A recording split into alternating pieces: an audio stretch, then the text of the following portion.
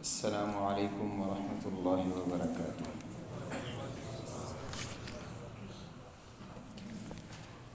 الحمد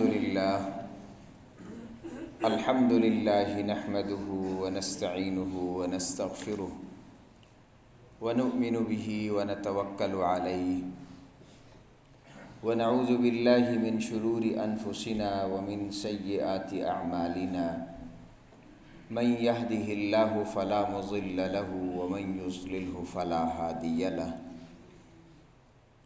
ونشهد أن لا إله إلا الله وحده لا شريك له ونشهد أن سيدنا ومولانا محمدا عبده ورسوله أما بعد فأعوذ بالله من الشيطان الرجيم بسم الله الرحمن الرحيم خذ من أموالهم صدقة تطهرهم وتزكيهم بها وصل عليهم إن صلاتك سكن لهم والله سميع عليم۔ وقال النبي صلى الله تعالى عليه وسلم إذا مات الإنسان انقطع عمله إلا من ثلاثة إلا من صدقة جارية أو علم ينتفع به أو ولد صالح يدعو له أو كما قال عليه الصلاة والسلام۔ صدق الله العظيم وصدق رسوله النبي الأمي الكريم ونحن على ذلك لمن الشاهدين والشاكرين والحمد لله رب العالمين۔ رب اشرح لي صدري ويسر لي أمري واحلل عقدة من لساني يفقه قولي رب زدني علما رب زدني علما رب زدني علما سبحانك لا علم لنا إلا ما علمتنا إنك أنت العليم الحكيم۔ تمام حضرات مل کر درود شریف پڑھیں۔ اللهم صل على محمد وعلى آل محمد كما صليت على إبراهيم وعلى آل إبراهيم إنك حميد مجيد۔ اللهم بارك على محمد وعلى آل محمد كما باركت على إبراهيم وعلى آل إبراهيم إنك حميد مجيد۔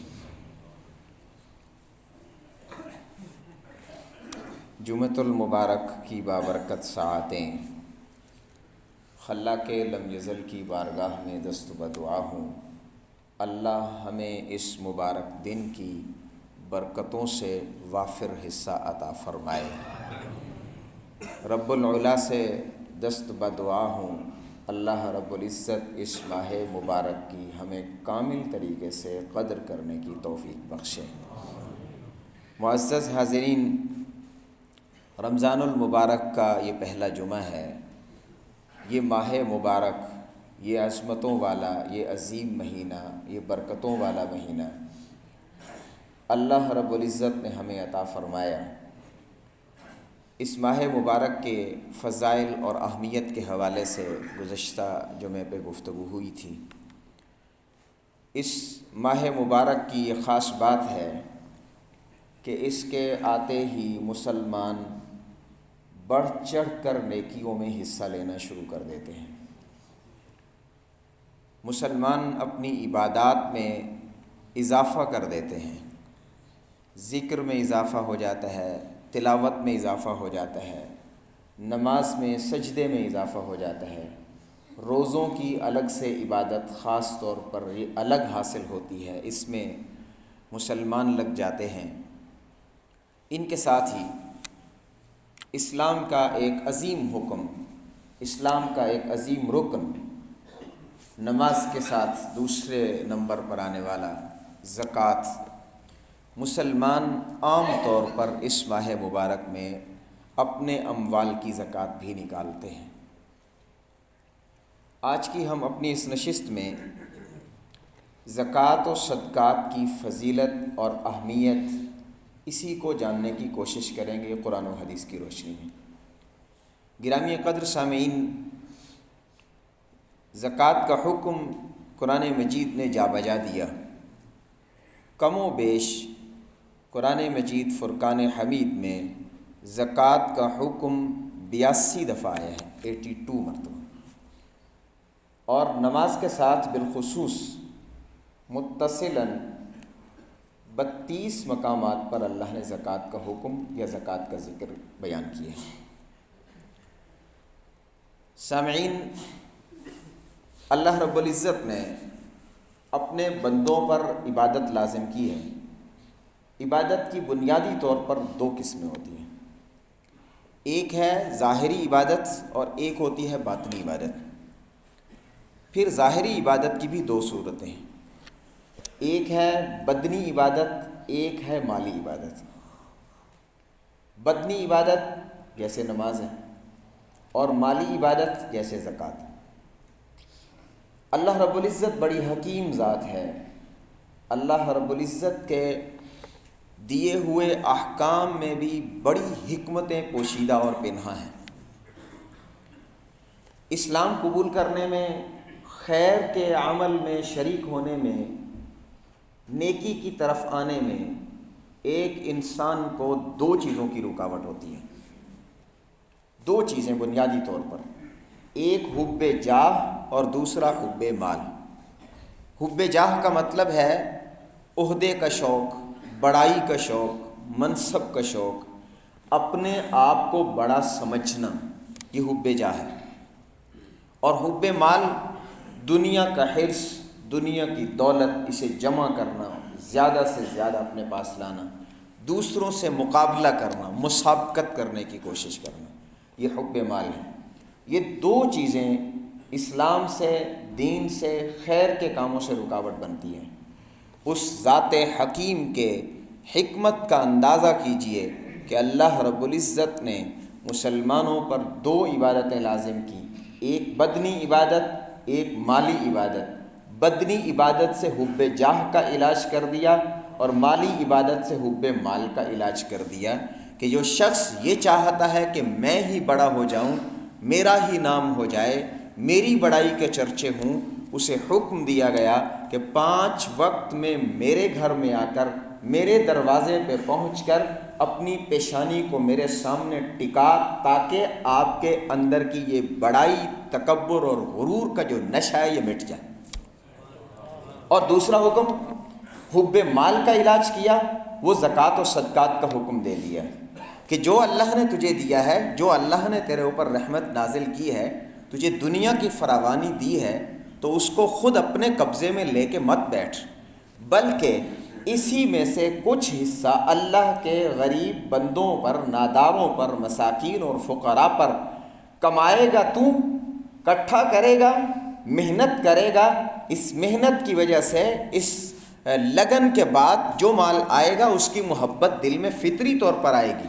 اب اس کے بعد اللہ کا حکم سمجھتے ہوئے جب اس محبوب مال کو اللہ کی راہ میں خرچ کرے گا تو یہ مال کی محبت کا نشہ بھی دم توڑنا شروع کر دے گا۔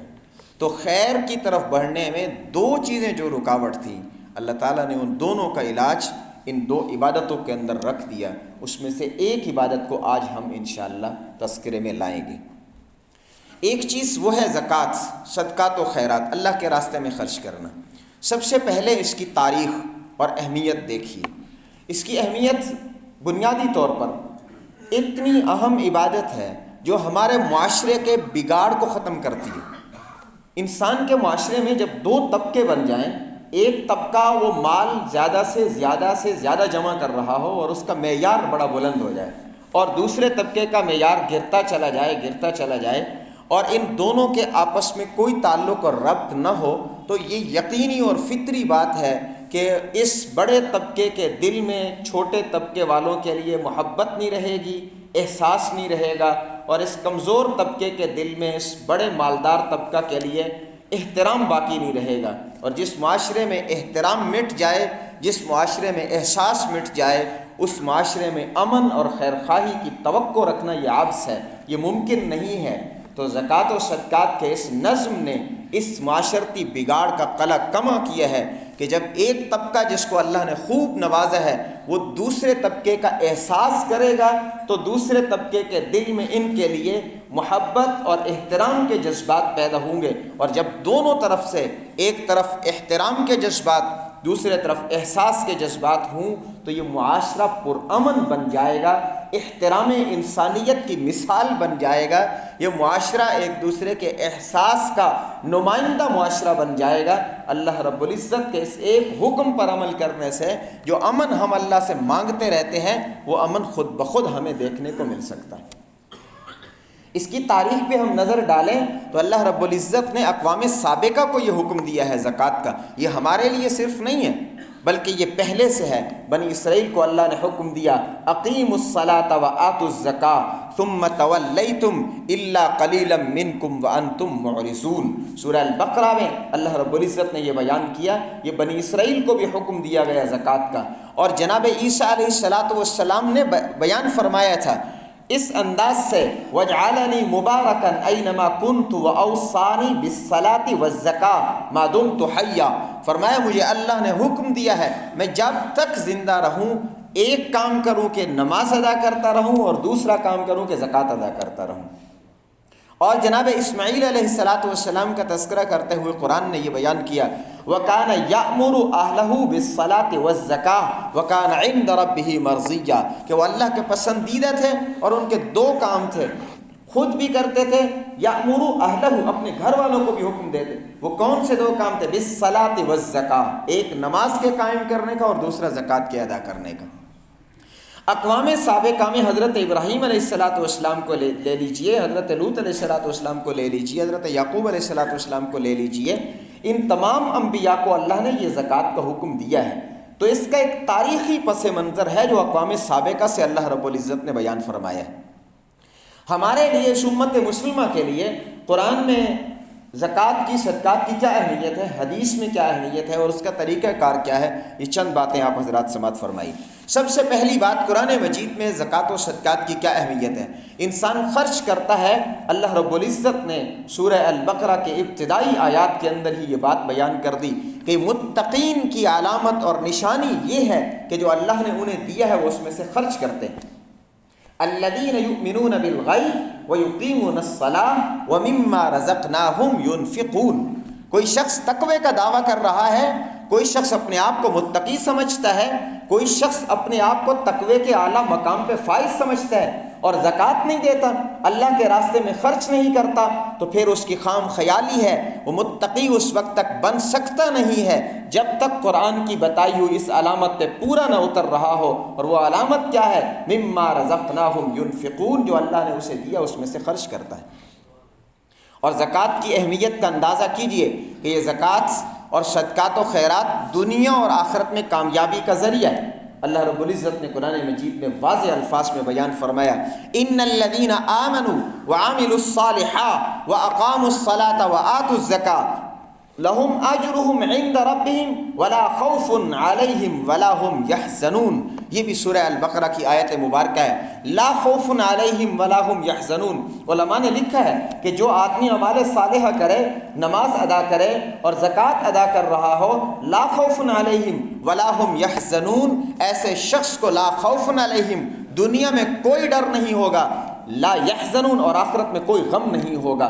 میں بڑے وثوق کے ساتھ کہہ رہا ہوں، اس معاشرے میں، اس طبقے میں اور اس محفل میں بیٹھے ہوئے بہت سے لوگ، اس معاشرے کا ایک خاص مزاج ہے کہ اللہ نے ان لوگوں کو خوب نوازا ہے۔ آپ حضرات میں سے اکثر ایسے ہیں جن کو اللہ نے مال و دولت کی خوب فراوانی دی ہے۔ میں بڑے وثوق سے یہ جملے کہنے جا رہا ہوں کہ آپ اپنے معاشرے میں، اپنے دائیں بائیں، اپنے دوست و احباب میں، اپنے اعزاء و اقارب میں نظر دوڑا کر کے دیکھ لیجئے کہ جن کو اللہ نے مال دیا ہے اور وہ مال میں زکوٰۃ بھی دیتے ہیں، صدقات بھی کرتے ہیں، غریبوں کا حق دیتے ہیں، وہ خوشحال نظر آئیں گے آپ کو دنیا میں بھی۔ اور جو لوگ خرچ کرنے میں بخل کرتے ہیں، اگرچہ ان کے پاس دنیا میں دیکھنے کی ہر طرح کی خیر کی اور سہولت کی چیز تو ہوگی، مگر اچھی طرح سے نظر کیجئے گا ان کے گھروں میں، ان کے دلوں میں سکون نہیں آتا۔ وہ بے خوف زندگی نہیں گزارتے۔ بے خوف زندگی کا اصول قرآن نے بیان کر دیا ہے، وہ یہ ہے کہ وہ اللہ کے راستے میں خرچ کرتے ہیں۔ لا خوفن، یہ لوگ ہوتے ہیں کہ ان کو کوئی ڈر نہیں ہوتا۔ آپ دیکھیے کہ جو لوگ خرچ کرتے ہیں وہ دل سے مطمئن ہوتے ہیں، ان کے گھروں میں سکون ہوتا ہے۔ گرامی قدر سامعین، انسان ایک ایسا معاشرہ ہوتا ہے ہمارا کہ کوئی شخص اکیلا زندگی نہیں گزار سکتا۔ ضرورت پڑتی ہے، یہاں رشتے ناطے کی ضرورت ہوتی ہے، یہاں دوست و احباب کی ضرورت ہوتی ہے، یہاں مختلف لوگوں سے ایک انسان کا معاشرتی تعلق قائم ہوتا ہے۔ قرآن مجید فرقان حمید نے ہمیں اس معاشرتی تعلق جس بنیاد پہ بنانا ہے اس کا ذکر کرتے ہوئے یہ بتلایا کہ جو اللہ کے راستے میں خرچ کرتے ہیں یہ لوگ اس قابل ہیں کہ تم ان کے ساتھ اپنے تعلق کو قائم کرو۔ انما ولیکم اللہ ورسولہ والذین آمنوا الذین یقیمون الصلاۃ ویؤتون الزکاۃ وہم راکعون۔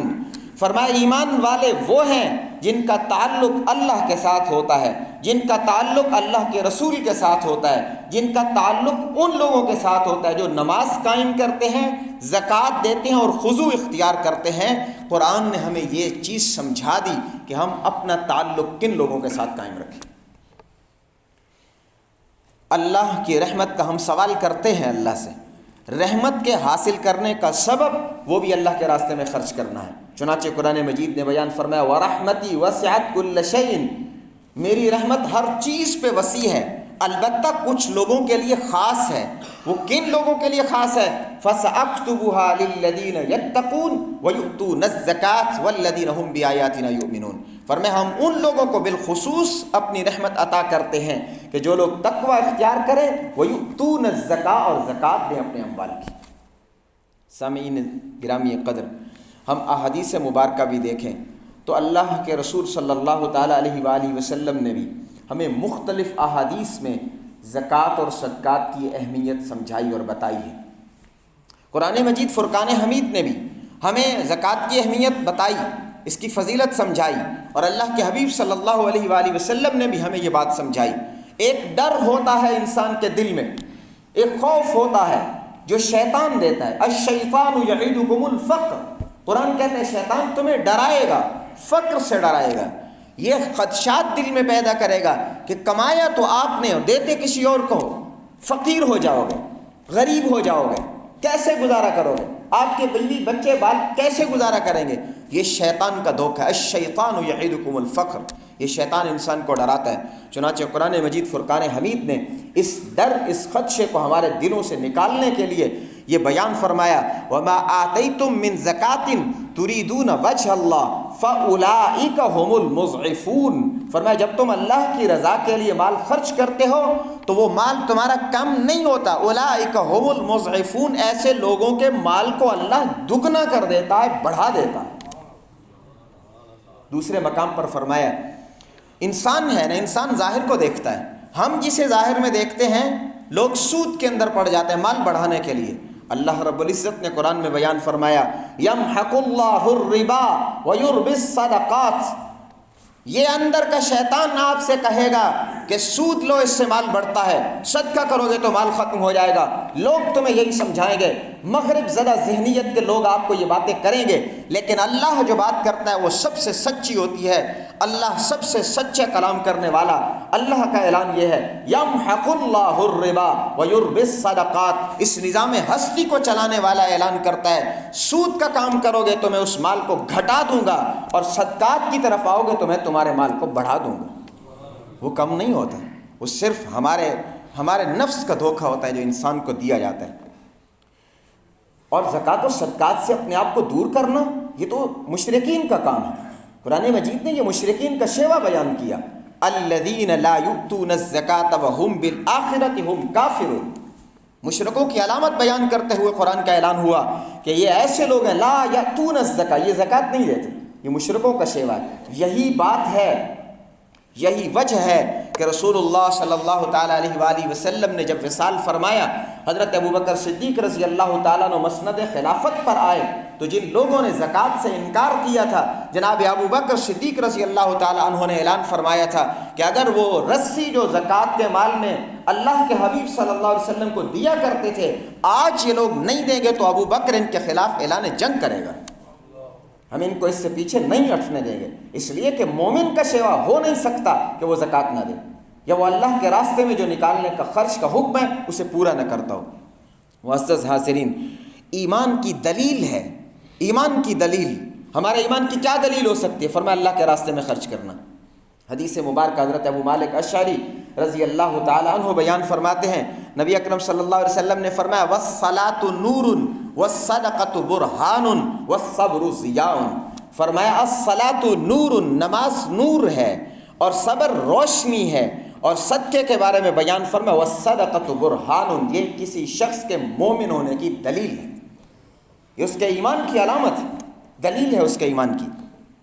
اور صدقہ و خیرات زکوٰۃ دینا یہ اللہ کے غصے کو ٹھنڈا کر دیتا ہے۔ رحمت دو عالم صلی اللہ علیہ وآلہ وسلم نے فرمایا ان الصدقۃ لتطفئ غضب الرب، کہ بے شک جب انسان اللہ کے راستے میں خرچ کرتا ہے تو اس کا ہار، خدا کا غضب وہ ٹھنڈا ہو جاتا ہے، اللہ کا غصہ ٹھنڈا ہو جاتا ہے، اور جہنم سے آزادی ملتی ہے۔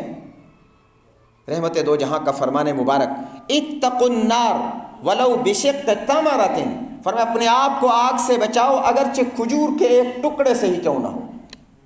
یہاں ان لوگوں کے لیے بھی درس ہے جو صرف اس انتظار میں رہتے ہیں کہ اللہ دے گا تو پھر خرچ کریں گے، جو ان کا معیار ہے، جو انسان نے معیار بنا لیا کہ اتنا دے گا تو خرچ کریں گے، تو پھر یہ انسان کا نفس اسے اس معیار تک کبھی جانے ہی نہیں دے گا، بس وہ اسی سوچ میں رہے گا اور ہوگا اور ہوگا اور زیادہ ہوگا تو خرچ کریں گے۔ نہیں، بلکہ خرچ کرنے کا درس ہے انسان جس حال میں بھی ہے خرچ کرے، اپنے آپ کو آگ سے بچائے۔ آگ سے ڈھال ہے اللہ کے راستے میں خرچ کرنا، اور وہ ڈھال اس لیے نہیں ہے کہ جسے مال دیا تو وہ تو اپنے آپ کو آگ سے بچا لے، اور جس کے پاس زیادہ مال نہیں ہے وہ نہ بچا سکے۔ رحمت دو جہاں صلی اللہ علیہ وآلہ وسلم نے اپنی رحمت کا اظہار ان جملوں میں ایسے لوگوں کے لیے فرمایا وَلَوْ بِشِقِّ تَمْرَةٍ، کھجور کے ایک حصے کسی کو دے کر کے تب بھی تم اپنے آپ کو آگ سے بچا سکتے۔ کیا ہم میں سے کوئی شخص اتنا بھی نہیں کر سکتا؟ ہر ایک شخص ایسا کر سکتا ہے۔ گرامی قدر سامعین، جو شخص زکوٰۃ نہ دے ان کا کیا انجام ہو سکتا ہے؟ چنانچہ جو لوگ زکوٰۃ نہیں دیتے، حضرت انس رضی اللہ تعالی عنہ کی روایت ہے، رحمت دو جہاں صلی اللہ تعالی علیہ وآلہ وسلم نے فرمایا جو بندہ زکوٰۃ ادا نہیں کرتا وہ اچھی طرح ذہن میں رکھ لے کہ قیامت کے دن وہ جہنم کی آگ میں ڈالا جائے گا، وہ ضرور ڈالا جائے گا۔ اور جو قوم من حیث القوم زکوٰۃ سے پیچھے ہٹ جائے اور زکوٰۃ کی باغی بن جائے، جس قوم کی اکثریت زکوٰۃ نہ دینے والی ہو جائے تو پھر اس قوم کا انجام یہ ہوتا ہے، فرمایا اللہ کے حبیب صلی اللہ علیہ وآلہ وسلم نے کہ اللہ ایسی قوم پر بھوک اور قحط کو نازل کر دیتا ہے۔ اور دوسری جگہ پہ فرمان رسول صلی اللہ علیہ وسلم ہے کہ ایسی قوم پر اللہ رب العزت بارشوں کے نزول کو روک لیتا ہے، اللہ رب العزت بارش نازل نہیں کرتا۔ حدیث مبارکہ کے الفاظ کا حاصل اس کے بعد کا یہ ہے، فرمایا کہ اگر اللہ کو لحاظ چوپائے کا اور پرندوں کا نہ ہو تو بارش کا ایک قطرہ بھی اللہ زمین پر نہ آنے دے۔ یہ صرف ان کی وجہ سے آ جاتا ہے جب من حیث القوم ہم اللہ کے راستے میں خرچ کرنے سے اپنے آپ کو روک لیتے ہیں تو پھر یہ حال ہوتا ہے۔ اور رہا اخروی معاملہ تو قرآن کا اعلان ہے والذین یکنزون الذهب والفضة ولا ينفقونها في سبیل اللہ فبشرهم بعذاب علیم، جو لوگ اپنے مال کو جمع کر کے رکھتے ہیں، خزانہ کر کے رکھتے ہیں اور اللہ کے راستے میں خرچ نہیں کرتے، اللہ نے جو اس کے مال میں بندوں کا حق متعین کیا ہے اسے پورا نہیں کرتے، فبشرهم بعذاب علیم، ایسے لوگوں کو اے محبوب صلی اللہ علیہ وسلم دردناک عذاب کی خبر دے دیجیے، انہیں ابھی بتلا دیجئے کہ ان پر دردناک عذاب ہوگا۔ اور وہ دردناک عذاب بھی اسی آیت کے اگلے حصے میں اللہ نے بیان فرمایا یوم یحمى علیہا فی نار جہنم فتکوی بہا جباہہم وجنوبہم وظہورہم ھذا ما کنزتم لانفسکم، فرمایا ان کے مال کو جہنم کی آگ میں تپایا جائے گا، پھر اسے انگارے کی طرح جہنم کی آگ سے بنا کر کے ان کی پیشانیوں کو داغا جائے گا، ان کے پہلوؤں کو داغا جائے گا، ان کی پیٹھوں کو داغا جائے گا، اور پھر اعلان بھی ساتھ کیا جائے گا ھذا ما کنزتم، یہ وہی مال ہے جسے جوڑ جوڑ کر دنیا میں رکھتے رہے ہو۔ یہ کوئی اللہ کی طرف سے الگ مصیبت نہیں ہے آپ کے اوپر آئی ہے، یہ وہی مصیبت ہے جو اپنے ہاتھوں سے خود آپ نے تیار کی ہے۔ گرامی قدر سامعین، زکوٰۃ و صدقات اللہ کے راستے میں خرچ کرنا اس کی بڑی اہمیت ہے اور یہ ہماری زندگی کے لیے بہت لازم ہے، لیکن اس کے ساتھ ہمیں ان کے کچھ آداب بھی مد نظر رکھنے ہوتے ہیں۔ میں چند آداب بھی ذکر کیے دیتا ہوں۔ سب سے پہلا ادب وہ نیتوں کا درست ہونا ہے۔ نیت خالص ہے تو کچھ حاصل ہوگا، اگر نیت خالص نہیں ہے تو کچھ بھی حاصل نہیں ہوگا۔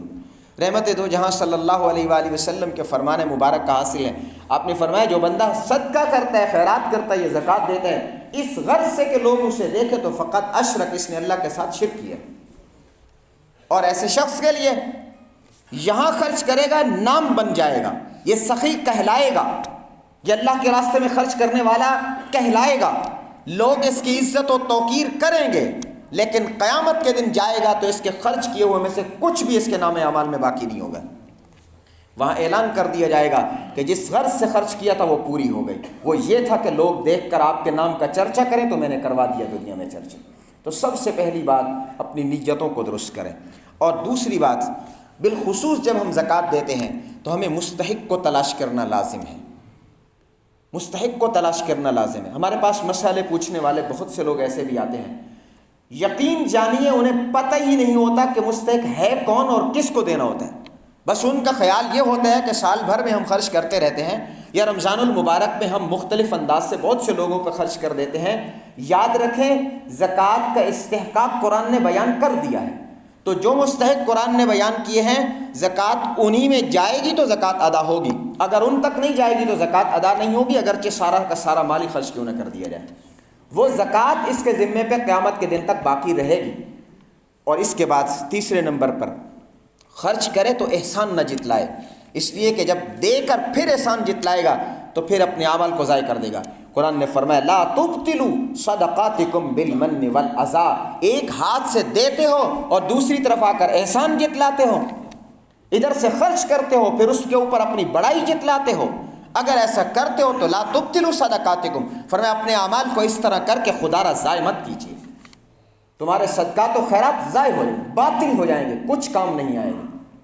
اور چوتھے نمبر پر اگر خرچ کرنا ہے تو فرمایا عمدہ مال خرچ کیجیے، انفقوا من طیبات ما کسبتم لن تنالوا البر حتى تنفقوا مما تحبون، اس وقت تک تم نیکی کے معیار کو نہیں پا سکتے جب تک اللہ کے راستے میں وہ چیز خرچ نہ کرو ما تحبون جو تمہیں سب سے زیادہ پسند ہے، جسے پسند کرتے ہو، جو محبوب مال ہے وہ خرچ کرو۔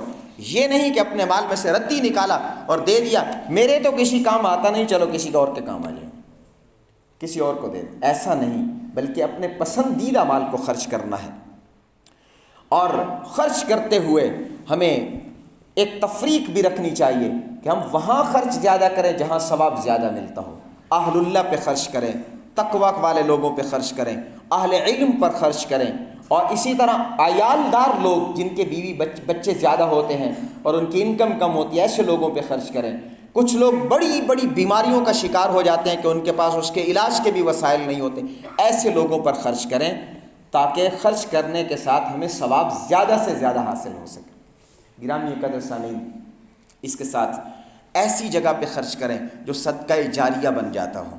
رحمت دو جہاں صلی اللہ علیہ وآلہ وسلم کا فرمان مبارک یہی تو ہے، فرمایا کہ جب انسان مرتا ہے تو انقطع عنہ عملہ، اب اس کے اعمال ختم ہو گئے، جو نیکی کر سکتا تھا کر چکا، اب کوئی نیکی نہیں، اب اس کے نامہ اعمال میں نیکیوں کا اضافہ نہیں ہوگا الا من ثلاثۃ، تین چیزیں ہیں۔ فرمایا سب سے پہلے چیز صدقۃ جاریۃ، یعنی ایسا خرچ کرنا جو صدقہ جاریہ بن سکتا ہو، جیسے کوئی رفاہی ادارہ بنا دیا، کوئی ہسپتال بنا دیا جہاں غریبوں کا علاج ہوتا ہو، کہیں پانی کی ضرورت ہے تو کہیں پانی کا نل لگوا دیا جہاں لوگوں کو پانی فراہم آ سکتا ہو، کوئی یتیم خانہ بنا دیا جہاں یتیم بچے پرورش پا سکتے ہوں، کہیں ضرورت ہو تو کوئی مسجد تعمیر کروا دی، کہیں دینی ادارے کی ضرورت سمجھ میں آ رہی ہے تو دینی ادارے کو تعمیر کروا دیا۔ یہ وہ کام ہیں کہ جو صدقہ جاریہ بن جاتے ہیں، جب تک وہاں سے لوگ کسی بھی شکل میں فائدہ اٹھاتے رہیں گے تب تک اس انتظام کرنے والے کے نامہ اعمال میں ثواب لکھا جاتا رہے گا۔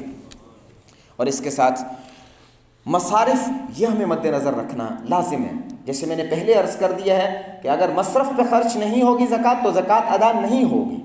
اتنا فرق ذہن میں رکھ لیجئے کہ یہ مصارف اس زکوٰۃ کے ہیں جو لازم ہے، فرض ہے، صدقات کی بات نہیں کر رہا ہوں۔ مصارف کون سے؟ سب سے پہلے فقیر۔ فقیر وہ ہوتا ہے جس کے پاس کچھ بھی نہ ہو، جس کے پاس کچھ بھی نہیں ہے، جسے ہم کہتے ہیں ہینڈ ٹو ماؤتھ، جو کمایا کھا دیا، شام کو ختم ہو گیا، بس کل پھر کمائے گا، ایسا شخص۔ اور اس کے بعد مسکین۔ مسکین وہ شخص ہے جس کے پاس مال تو ہے مگر نصاب کی بقدر نہیں ہے، تھوڑا مال ہے، اس پہ زکوٰۃ خرچ کرنی چاہیے، زکوٰۃ کا مستحق وہ بھی ہوتا ہے۔ اسی طرح عاملین وہ ہوتے ہیں جو زکوٰۃ کا انتظام اسلامی حکومت کی طرف سے مقرر کردہ لوگ کر رہے ہوتے ہیں، زکوٰۃ جمع کرنا، اس کا حساب لکھنا، جو اپنے آپ کو اسی میں مصروف رکھتے ہیں، اپنے بچوں کا، اپنے گھر والوں کا انتظام ضرورت کا اور کرنے کا ان کے پاس وقت نہیں ہوتا، وہ لوگ، ان پہ بھی زکوٰۃ کا مال خرچ ہو سکتا ہے۔ اور مؤلفۃ القلوب، اسلام کے ابتدائی ادوار میں لوگ نئے نئے مسلمان ہوتے تھے تو ان کی دلجوئی کے لیے زکوٰۃ کا مال خرچ کرنے کا حکم دیا گیا تاکہ لوگ زیادہ سے زیادہ اسلام کی طرف راغب ہوں، ایسے لوگوں پر مال خرچ کیا جاتا ہے۔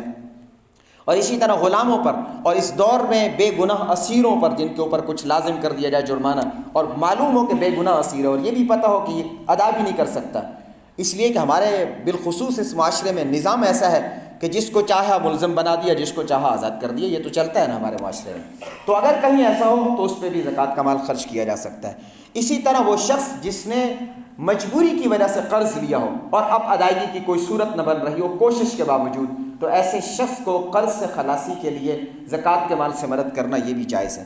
اور اسی طرح اللہ کے راستے میں خرچ کرنا، اللہ کے راستے میں جانے والوں کے لیے، بالخصوص مجاہدین کے لیے خرچ کرنا۔ اور 8ویں نمبر پر ہے جو حالت سفر میں ہو۔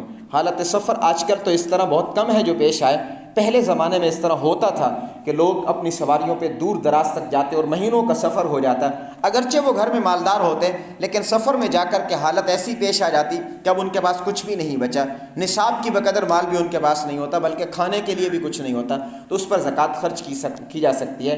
آج کے دور میں بھی اگر کوئی ایسا مسافر ہو جائے کہ جس کے پاس اپنے علاقے میں تو ہو لیکن اب وہاں سے لے بھی نہیں سکتا اور اپنے پاس کچھ ہے بھی نہیں کھانے پینے کے لیے، تو اس پر بھی زکوٰۃ کا مال خرچ کیا جا سکتا ہے۔ اللہ رب العزت سے دعا ہے اللہ رب العزت ہمیں اس پر کامل عمل کی توفیق نصیب فرمائے۔ سنت ادا۔